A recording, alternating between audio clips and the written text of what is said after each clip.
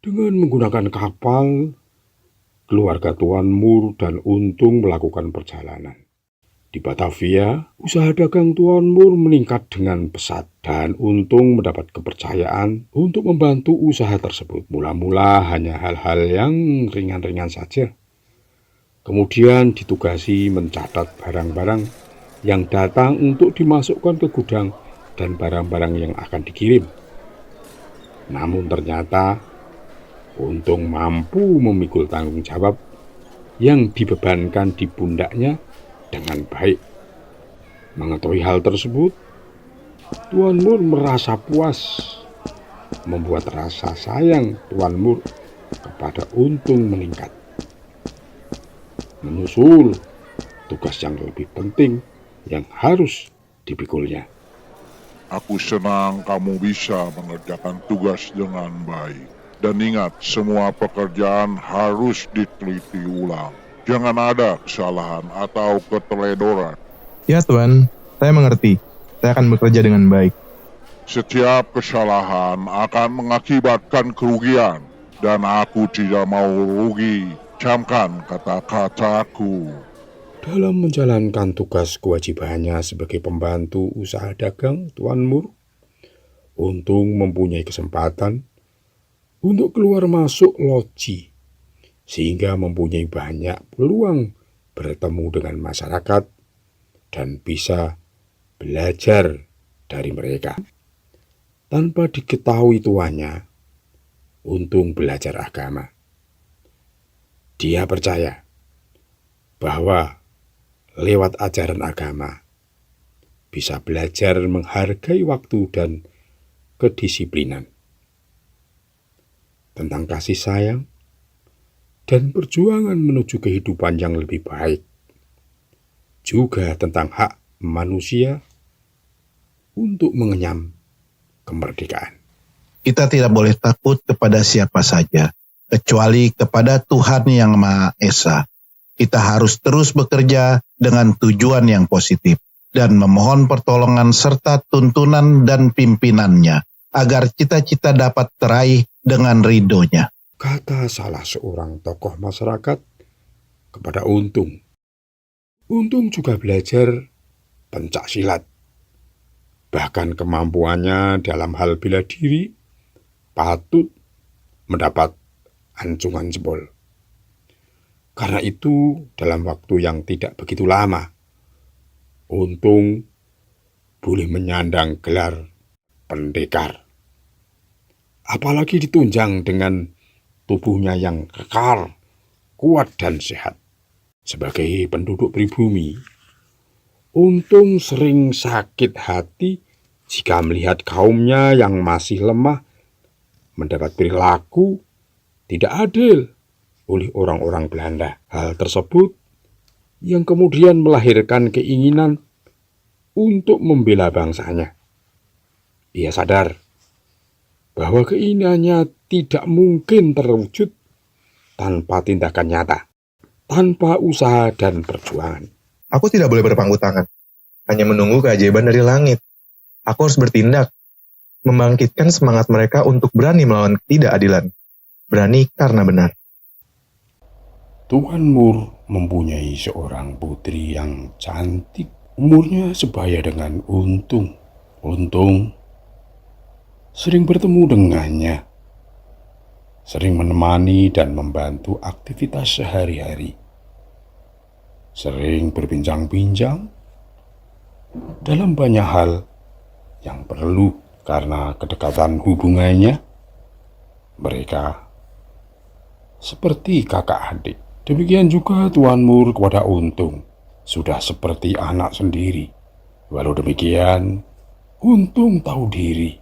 Ia rajin bekerja, bertingkah laku baik, menghormati kepada siapa saja, dan jujur. Dari hari ke hari, minggu ke minggu, bulan dan tahun, kedekatan hati putri Tuan Mur terhadap Untung semakin nyata. Sebagai pemuda yang taat beragama, dia menyadari kedekatannya dengan gadis cantik itu bisa menimbulkan hal-hal yang kurang pantas. Karena itu, Untung berusaha menjaga hubungan dengan sebaik-baiknya. Jangan sampai tergelincir dan jatuh ke dalam ruang yang tidak patut dan tidak dibenarkan menurut ajaran agama yang dianutnya. Namun, jauh di lubuk hati Untung tak dapat memungkiri bahwa dia telah jatuh hati kepada putri nan cantik Tuan Moore. Hingga pada suatu waktu, dia memutuskan untuk pergi menemui seorang ahli agama, di mana ia belajar agama untuk meminta nasihat kepadanya. Banyak petunjuk berharga yang diterima seputar hubungannya dengan gadis Belanda tersebut. Dan akhirnya, setelah beberapa hari kemudian, kedua remaja tersebut sepakat untuk menikah di sebuah surau dengan disaksikan oleh beberapa masyarakat sekitar.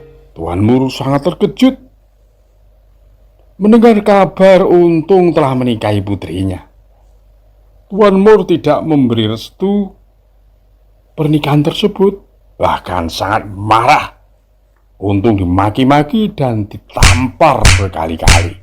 Masukkan dia dalam penjara. Pemuda itu segera ditangkap dan dengan kasar segera diseret dan dimasukkan ke dalam penjara bawah tanah yang kotor, lembab dan gelap. Sebuah tempat yang tak pantas untuk dihuni. Di dalam penjara, Untung bertemu dengan narapidana yang lain. Ada yang dipenjara karena membela kebenaran. Ada juga masuk penjara karena berbuat jahat, yaitu karena merampok, mencuri, atau perbuatan jahat lainnya. Di antara narapidana tersebut ada juga tokoh perjuangan. Di antaranya adalah Yuda dan seorang ulama, yaitu Kiai Ubud. Karena kepandaiannya bergaul dan sifat yang baik, di dalam penjara Untung disegani dan dihormati siapa saja. Para narapidana mengangkatnya sebagai pemimpin. Di dalam penjara, mereka bisa berdiskusi, saling tukar pendapat dari tokoh yang lebih pengalamannya untuk memperdalam ilmu, bela diri, dan taktik bertempur. Suatu saat, ilmu yang kita pelajari ini akan berguna.